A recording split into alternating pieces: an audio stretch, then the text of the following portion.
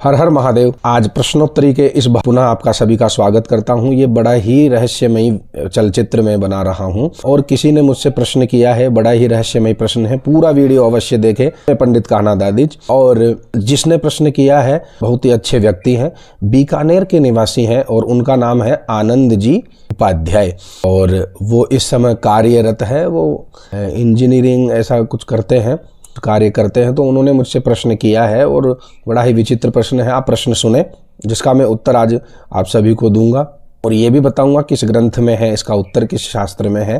तो आप पूरा वीडियो ध्यान से सुने। उनका प्रश्न ये था कि पंडित जी से कोई राक्षस है, जैसे रावण हुआ या बहुत से ऐसे राक्षस हुए हैं जो न किसी कारणवश इस पृथ्वी पर आए हैं, इस मृत्यु लोक पर आए हैं और उन्होंने यहाँ पर हाहाकार मचाया है और अत्याचार भी किया है, पाप भी किए हैं। किंतु जो कंस नाम का जो राक्षस था, भगवान कृष्ण ने जिसका वध किया था, उसमें कंस में किसका अंश था, ये शीर्षक है।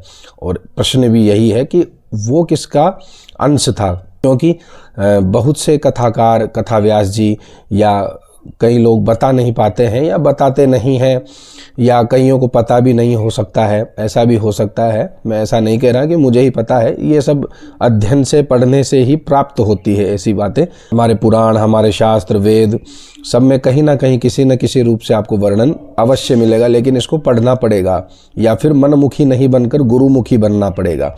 तो मैं ज़्यादा समय ना लेकर ये इसका उत्तर आपको बताता हूँ और पूरे प्रमाण सहित बताता हूँ।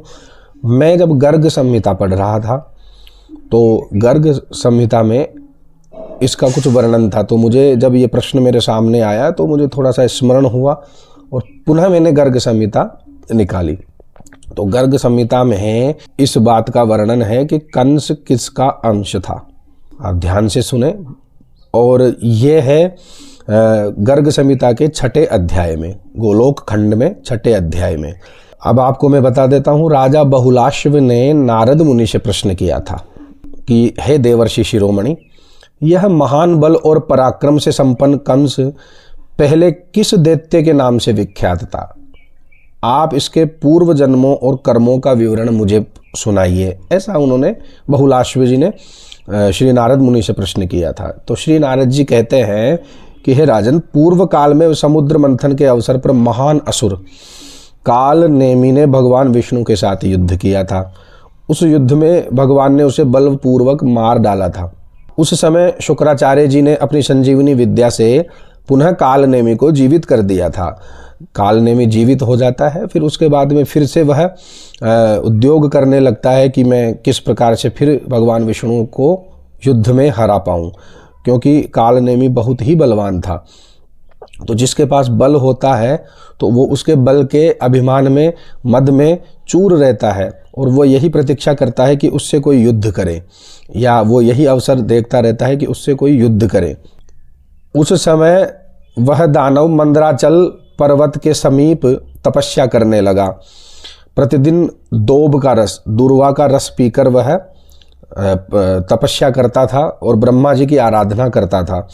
तो देवताओं के कालमान से 100 वर्ष बीत गए। 100 वर्ष बीत जाने के बाद में ब्रह्मा जी प्रसन्न हुए और उनके उस काल नेमी के सामने प्रकट होकर कहते हैं कि मैं तेरी तपस्या से बहुत ही प्रसन्न हूँ, मुझसे कुछ वर मांगो।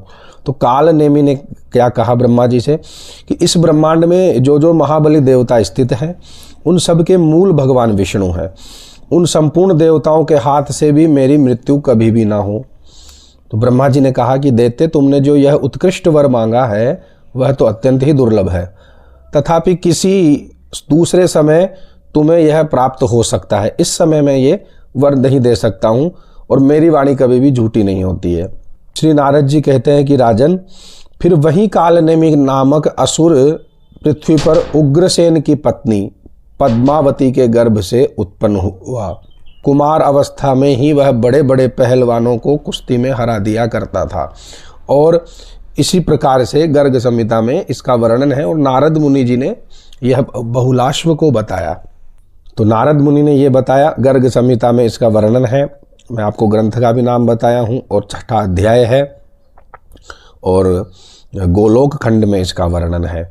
आप इस चैनल को सब्सक्राइब करें, लाइक करें, शेयर करें। जो भी प्रश्न हो मुझसे अवश्य पूछें। मेरा यही उद्देश्य रहा है कि मैं आपको शास्त्र सम्मत ही जानकारी प्रदान कर पाऊँ और आप उस बात को माने और सभी को यह बताए भी, अपने धर्म का प्रचार करें तो सत्यता से ही करें। मनमुखी बातों में ना आकर गुरुमुखी बातों से आप धर्म का प्रचार करें, तब ही धर्म की महानता है, तब ही धर्म की रक्षा है। अन्यथा कुछ भी नहीं है, ना आपका अस्तित्व है ना हमारा अस्तित्व है। ये धर्म ही है, सनातन धर्म में जो वेद पुराण शास्त्र हैं, इन्होंने ही अपना अस्तित्व जीवित रखा है। तो आप धर्म की माने, शास्त्र की माने और धार्मिक रहें। हर हर महादेव। जय श्री राधे कृष्ण।